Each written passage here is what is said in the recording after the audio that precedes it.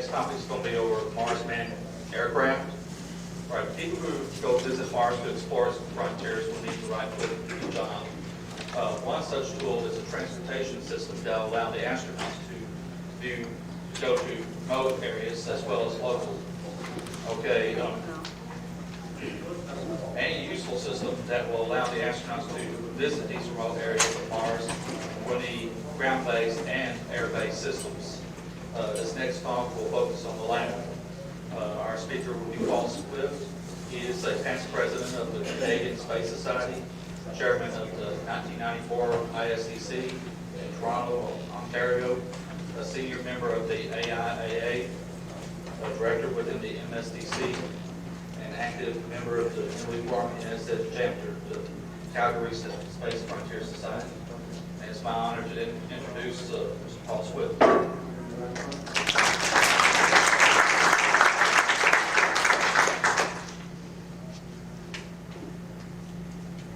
Hey, as a former pilot, flying for about 15 years out in Northwest Territories in the Arctic, mostly in helicopter operations, my interest in space, to a great extent, has to do with actually being on Mars and doing the same type of work up there as I did, or at least I served as a support pilot in the Arctic. And having done a lot of soul searching and head scratching as to the ways that we can get around the planet once we get up there, I've come up with these 4 approaches that I think deserve investigation.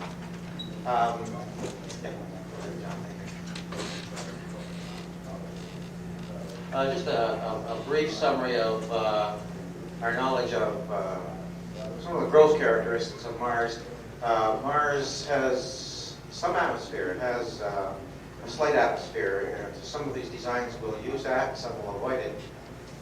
It's less than 1% of the Earth's atmospheric pressure at what we would call Martian sea level, something like 0.7 of 1%, which is equivalent of air density at about the level 120 to 130,000 feet on planet Earth. So that's what we're looking at sea level on Mars. Mars has less than 40% of the Earth's gravity, which sort of goes in our favor, certainly for flight vehicles. Although there's a lot of terrain to cover. In fact, the surface area of Mars is almost exactly equal to the surface area of the land on Earth. Almost exactly the same. There's a category up here called terrain features, 2.1 times that of Earth. All this is really saying is that the deepest parts on Mars and the highest parts on Mars, in both cases, are about a little over twice of what the deepest parts on Earth and the highest points on Earth are relative to our sea level. All of which we want to explore.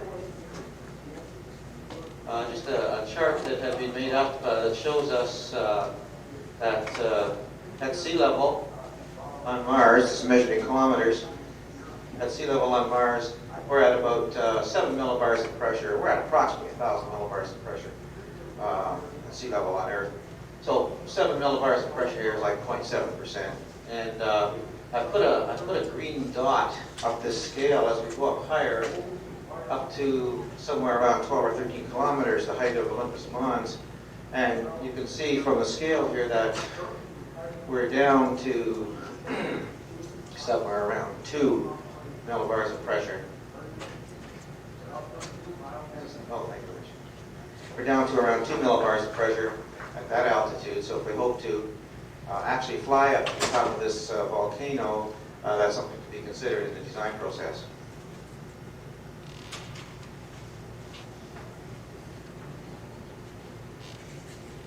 So what are we actually going to do on Mars with our aircraft that will enable us to get around from one place to another? A number of things have more priority than others, perhaps. Certainly, one of the things we'll want to do from a base camp is to go out and evaluate additional sites for further air bases, sites for further exploration of ground examination by geologists, rock doctors, so they can physically take samples of anomalies or things that are of interest. Search for water, of course. We're quite aware that there's water at the poles, at one of the poles anyways. Field camp locations, again, this is a common thing that's done in the Arctic. We'll have a base camp and we'll have field camps, or what we call fly camps, with 2 or 3 people on each fly camp doing local work within a kilometer or so of that camp. And they'll usually stay there for a week or so. And I expect that same paradigm, that same model will be used on Mars, and certainly having an aircraft to enable resupply of such a camp or placing the people at the camp in the first place is a way that we can actually get useful work done on Mars. A lot of work done on Mars in a short period of time. One of the things that happens, of course, in these field camps is that people injure themselves and perhaps they need some medical supplies that they don't have with them, or in fact the person may in fact have to be airlifted out back to base camp. All of these are things that I've never heard anyone talk about at all in any way, shape, or form in terms of Mars exploration. And again, the model for the exploration done there will be not much different, I don't think, from the model that's done in the remote lands up north into the Barrens. So we may have to have a search and rescue mission. We may have to fly 300 kilometers to deliver a tiny component to keep a subsystem going, okay? And again, this is something I recall once flying for 2 hours and I used 500 to get to some camp just to deliver a spark plug to them so they could keep their generator going, so they could continue their work, you know, for want of a horseshoe and a lot more good stuff. This is going to happen on Mars, and all of those are worthwhile requirements that we'd have to have as mission models. Designing an actual aircraft, I just stuck a picture of a jet up here, but designing an actual aircraft, we're going to have to look at factors like how far can it go, what can it carry, will it just carry cargo, will it carry people, will it land at the far end, will it return, will it refuel at the far end, how high will it go, what type of runway, if any, will it need to have prepared for it. All these are very sort of logistical questions, but they certainly have to be answered when we come to design such an aircraft and design Mars missions around these.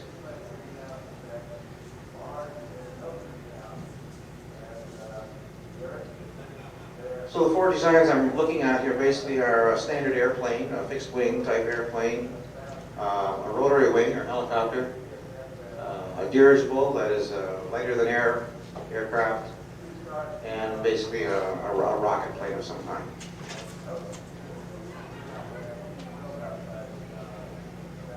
So with the design of the fixed-wing airplane, I'm looking for a cabin that will carry 2 people. I'm looking for a shirt-sleeve environment inside this aircraft, so it'll have to be pressurized. If we have to pick up a person at the far end and carry them back, we may have to carry more than 2 people. So the volumetric and the mass payload requirements of the aircraft may be in the order of 1,000 pounds of payload, man-rated payload. Typically, with this kind of relatively low-speed aircraft that I'm looking at, it'd be driven by a propeller, somewhere in the nature of 100 to 200 miles an hour. Not very fast, but certainly a lot faster than any kind of rover could ever be. Highly maneuverable. This is a good point because when we go and look at some of those cliffs in the Valley of Marineris or up the side of that Olympus Mons or some of the other geological formations on Mars, we want to be able to circle these and come in close, get some good 3D stereo imagery of it, get some good scientific sensor data, and the closer we can come in, the more maneuverable the aircraft can be, the better. Now, at 130,000 feet equivalent altitude, this is going to be problematic relative to something on Earth. When I say maneuverable, it means that we'll be able to go around in a large circle and come back and make a second pass or a third pass.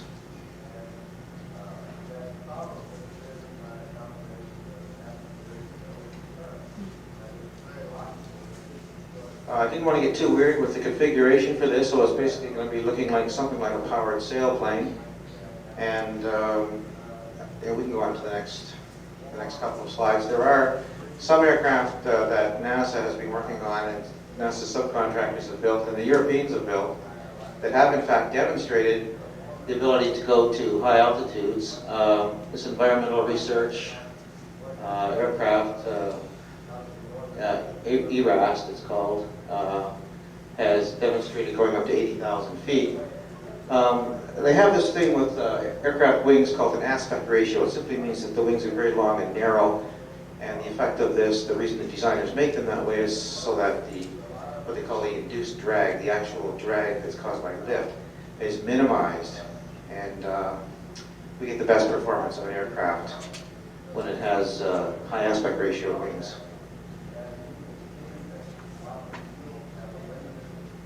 This vehicle was recently flown. In fact, they've been flying this for a couple of years now. I'm not sure whether this is the model or the actual one, because they look very similar. The wing is, the whole thing is wing. It's coated with solar cells on the top of the wing, and there's 6 or 8 electric motors on it. And again, this has gone up, I think, recently to 70,000 feet and perhaps 80,000 feet itself, driven solely by the sun. So this is quite an interesting technology that should not be ignored either.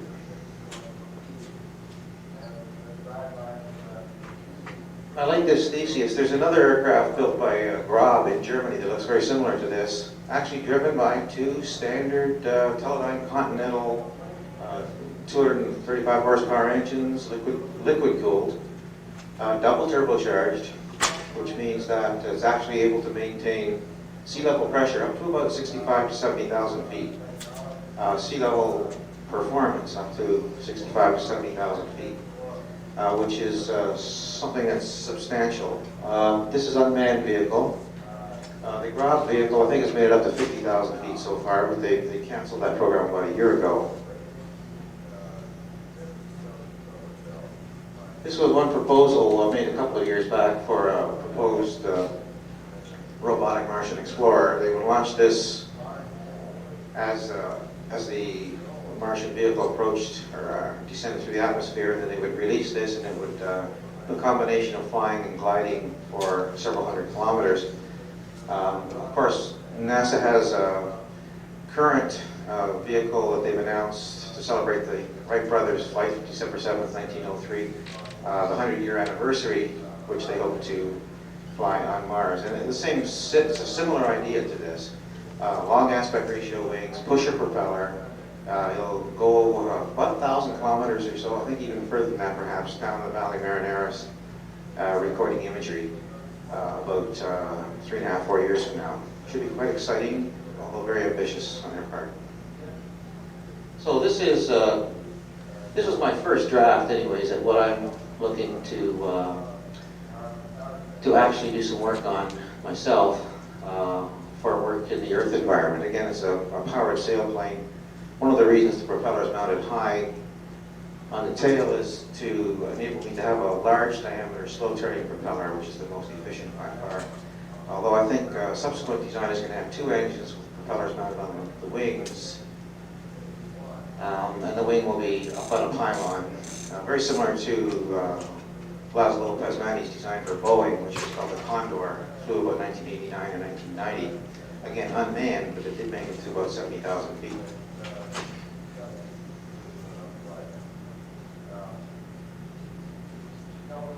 So I'm in the process of trying to find a good car engine that I can convert and scramble up a couple of turbochargers to actually build one of these. Laszlo suggested it would cost me about $30,000 altogether to put together, but since I can't afford that, it's going to cost a lot less.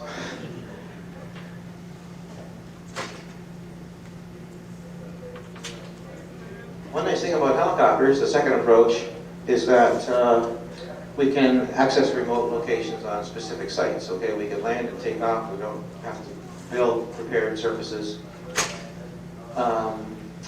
They can take off and land sort of on command. They can hover over points of interest. They can drop a geologist off at a pinpoint location to take a specific specific sample, so an incredible amount of productive work can be done with a helicopter-type vehicle. One of the problems with helicopters on Mars is this blade tip speed problem. One of the problems with helicopters on Earth is the blade tip speed problem. So on Mars it's exacerbated quite a bit because of the low density. You have to stay subsonic or else basically your blades lose all lift. On Mars, the speed of sound is about 0.7 of what it is on Earth. 70% of what is on Earth, so we have to keep our blade speed below that. The big problem, both on Mars and on Earth, is this retreating blade stall. It simply means that the blade that's going backwards, if the helicopter is going forwards, has to be at a much greater angle to the air, and at some point, the angle is so great that it stalls. I had that happen to me once in a helicopter, and it's a rather upsetting thing. And we have to overcome this somehow. And Sikorsky and Lockheed, in fact, have produced helicopters, experimental helicopters in the past that have overcome this. Something called the ABC concept, advancing blade concept, where we have two rotors, one over the other, contra-rotating, and we don't use the retreating blade at all. We only use the forward-going blade. And since they're going together, we reduce that problem. Also, we eliminate the torque problem. So I think we can't rule out helicopters on Mars. I think the twin rotor concept, as long as we stay subsonic, could in fact be a solution. Okay, lighter than air aircraft. Again, the range over which these have to go from the highest point to the lowest is very extreme. But we may, in fact, these are things that can't be entirely ruled out. Let's take a look at some of the numbers here.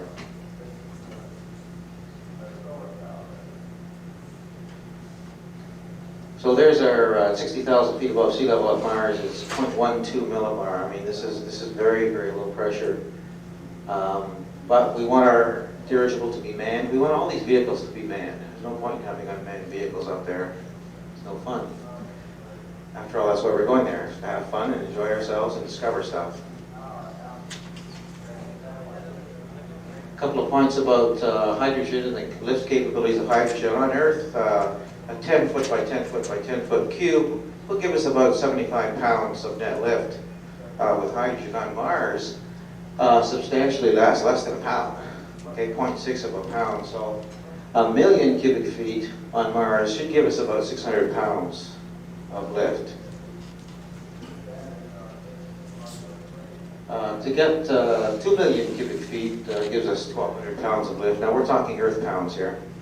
We need a cube about 140 feet on the side, okay, with hydrogen in it. That would give us about 3,000 pounds approximately of net lift, based on the fact that Martian gravity is 0.38 of what it is on Earth.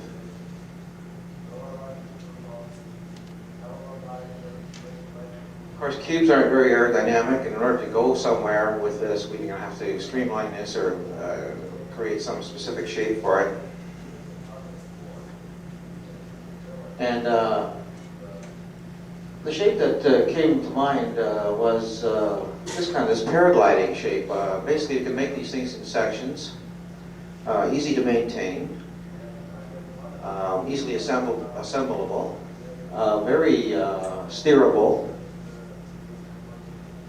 and they can certainly contain the volume. The nice thing about these, of course, is that when you have a forward speed, you have additional lift. So just in terms of sizing this thing, if we leave it at about 50 feet thick and leave it 140 feet from leading edge to trailing edge, we can have a wingspan of about 470 feet. That's about a football field and a half. So it's not like these things are very small or anything, but they should work just fine.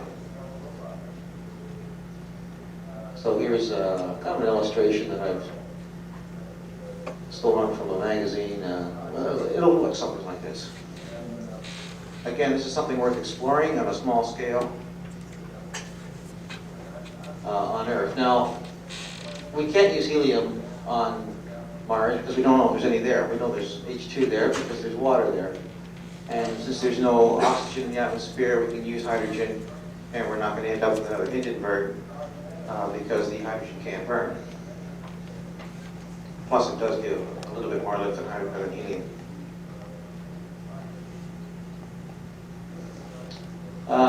It is possible, in fact, if this thing breaks up at all in flight, that you could, in fact, repair it, in flight. You could just climb up one of the ropes and put a sealant up there. Or your co-pilot could go up and do that, actually.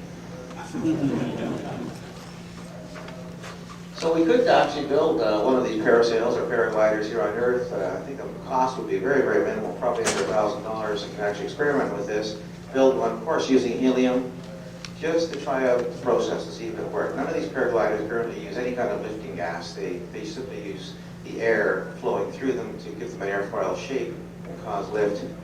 But I think the combination of that shape along with the lifting gas could produce an interesting vehicle that we could work from. Lastly is basically rockets, following Newton's laws. And to some extent, we're looking at vehicles that are something like the Space 1999 vehicle. A little bit cornball, but a little bit real too. So this could be used on the moon, of course, because there is no reactive atmosphere there. There's no atmosphere there. It could be used on Mars equally. On Mars, of course, we're trying to avoid the effects of the atmosphere when we use a pure reactive type vehicle.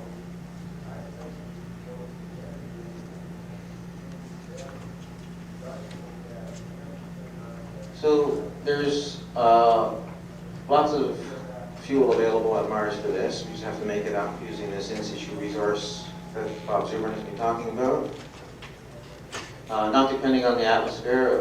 One of the problems with this is we can't really go and hover anywhere for any length of time. It's sort of point to point, at least for initial vehicles, for simple designs, it's point to point.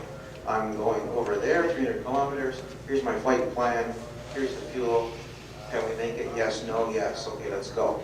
And it's not like we're going to divert on the way and look at the birds or anything. Not too many birds on Mars anyways.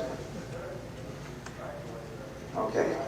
So a second implementation of reaction-powered aircraft are those that use the atmosphere for support as well. Propulsion would come from a reactive engine. Here's the X-1 that Chuck Yeager flew in, and you can see that an aircraft like this would be just perfect for Mars. Here's the X-2. One of the nice things about the X-2 is it didn't have any wheels, and when it needed to land, it just put down some skids and skidded along the desert to a stop. So that technology could probably also be used on Mars.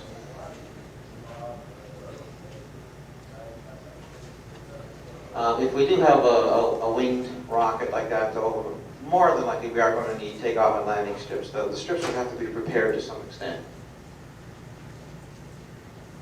The pilot would have to have a great amount of skill, probably test pilot level piloting skill. And although you can maneuver these and not necessarily go just point to point, but in fact do some observations en route, that loitering or that limited observations would have to be not of a very long duration. I don't suspect the overall duration of these would be very long in terms of their flight. They have to carry their oxidizer and their fuel with them. So in summary, all I'm saying is that in order to get around the planet Mars quickly, and for the reasons I've outlined, it's worthwhile looking at some of these technologies. Currently, I'm in the process of designing and starting to build an aircraft. I'm a member of the Experimental Aircraft Association as well, so I've got some associates who are helping me put together these components and these parts to design the aircraft. I'm not really an aircraft designer. I've built model aircraft for a whole bunch of years, but when it comes to the real things, I don't want my wing to fall off, so I'm going to get some assistance from some engineering people to do some structural analysis. But my goal is to be able to go to 120,000 feet in a twin-engine, internal combustion propeller-driven aircraft by the year 2003 as well. And I don't think it'll cost me $30,000, but it might. So be it. I'm going to have $30,000 worth of fun doing it. Okay, thank you very much.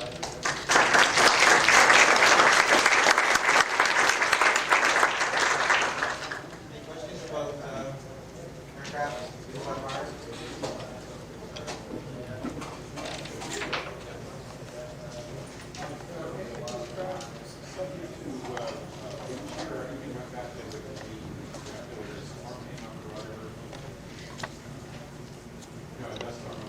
Yeah, I'm not sure about wind shear, in fact, on Mars, but certainly the dust storms are a very major concern. And how the aircraft will deal with that is, I suppose, the same as they would dealing with a regular storm here on Earth. Basically, land and let it blow over. And if it takes 3 months for it to blow over, you've got to take that into consideration. Just before this, Doug point out that reliability was one of the design criteria, and probably also weight. How would you rate those scores? Their man-rated reliability factor, reached before. Yeah, reliability and weight. Well, I'm spoiled flying helicopters, so I've always felt they were the most reliable. But I think the rocket would. See, rocket engines are simple engines, but if a rocket engine fails, it could be totally catastrophic, particularly with the type of vehicle that's not supported by wings. So I'd probably put that fourth on my list of reliability. The aircraft and the helicopter, I like those, and the dirigibles are completely unknown. They're completely unknown to me. So if you want to build the dirigible, I'll build a fixed wing. How about weight? Getting in there.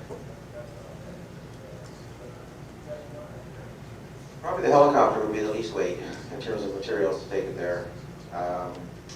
Actually, I'm hoping that with a lot of thought over the next 5 to 10 years, I'll be able to figure out how to make some of the materials from indigenous Martian materials from the elements in the soil. I'm sure there's people here that pull all the answers out of a hat instantly, but I'm hoping to look at that from a personal point of view. Borrowing a substantial amount of income from money sources to build this, if you're going to have to come up with your own resources, it seems to me that you're going to have to find a way to make this profitable, working in an earth environment first. And so I guess really my question is, if you design one of these kind of, perhaps the high-tail pusher, what kind of markets would there be for that, let's say, on the Earth? Okay, for a high altitude aircraft that has some loitering capability, some ability to stay up there for several hours, there's probably 2 instant main markets I can think of that would pay reasonable money. One is as an electronic relay station for local high-speed data communications, and particularly the way the internet's growing, for regional or local data relay station. That's one. And you're competing there directly against some of these low-level satellite constellations that are going into place. And that can be competed against at a very profitable, a very economical basis. And of course it means making several hundred of these airplanes and employing thousands of pilots. Second is to offer atmospheric sampling to people who are interested in the environment. Okay, now this might be regulatory agencies or universities, to be able to sample the environment at 80,000 feet or 100,000 or 120,000 feet, basically out of the price range of most organizations at the moment, and yet that data doesn't need to be collected. So those are 2 sort of instant answers. That's not my reason for building it all. I'm building it for the fun of it, but I could talk to an accountant and make a case for that. Thank you. Okay, thank you very much.